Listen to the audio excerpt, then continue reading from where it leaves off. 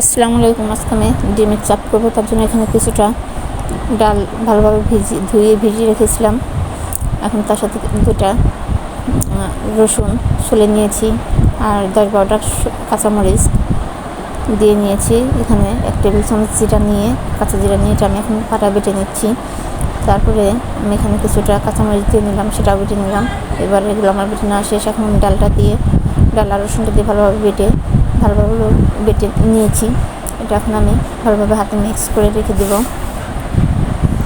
যে আমার বেটে নেওয়া শেষ, এটা এখন আমি রেখে দিলাম। এখন আমি চুলায় একটা ডিম সিদ্ধ করে দেবো, যেহেতু ডিমের চাপ করব। আমার সিদ্ধ হয়ে গেছে, এখন আমি ছিলে নিয়েছি। এখন এটা আমি 4 পিস করে নিলাম। দেখুন কীভাবে কেটে নিলাম। এখানে বড় বড় 2-3টা পেঁয়াজ কুচি করে নিয়েছি আর সামান্য পরিমাণে হলুদ লবণ দিয়ে ভালোভাবে মেখে নিলাম। এবার এখন এটা আমি ডিমের চাপটা রেডি করে নিব। দেখুন আমি সামান্য কিছু ডাল হাতে নিয়ে এভাবে একটা ডিমের একটা স্লাইস দিয়ে এভাবে সুন্দর করে 2 হাতে ভালোভাবে ডিজাইন করে নিলাম। একে একে আমি সবগুলো এভাবে বানিয়ে নেব।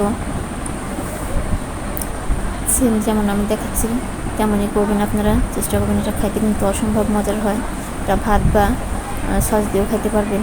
এটা আমার বানিয়ে নেওয়া শেষ। এবার চুলে একটা কড়াই বসিয়ে কিছুটা তেল দিয়ে গরম করে এবার একে একে ডিমের চাপগুলো ছেড়ে দিয়েছি। এখন এটা আমি উল্টে পাল্টে ভেজে নেব। দেখুন কত সুন্দর হয়েছে। এটা আমার হয়ে গেছে। এখন এটা আমি নামিয়ে নিব।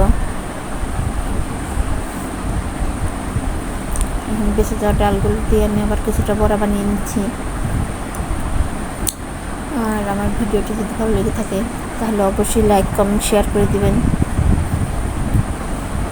আমি বড়াগুলো এখন উল্টে পাল্টে ভালোভাবে ভেজে নেব।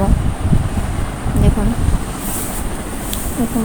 একটু ব্রাউন কালার আশা করি আর একটু ভালোভাবে উল্টে পাল্টে মশমশা করে নেব।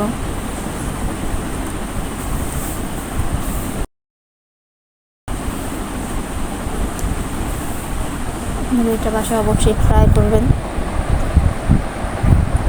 এটা গরম ভাতের সাথে কিন্তু অনেক মজা লাগে বা এমনিও খাইতে অনেক মজা লাগে। আমি ভালোভাবে উল্টে পাল্টে আবার একটু লাল শেপ করে নিচ্ছি। এবার এ পর্যায়ে এগুলো আমার হয়ে গেছে, আমি একটাকে তুলে নিচ্ছি।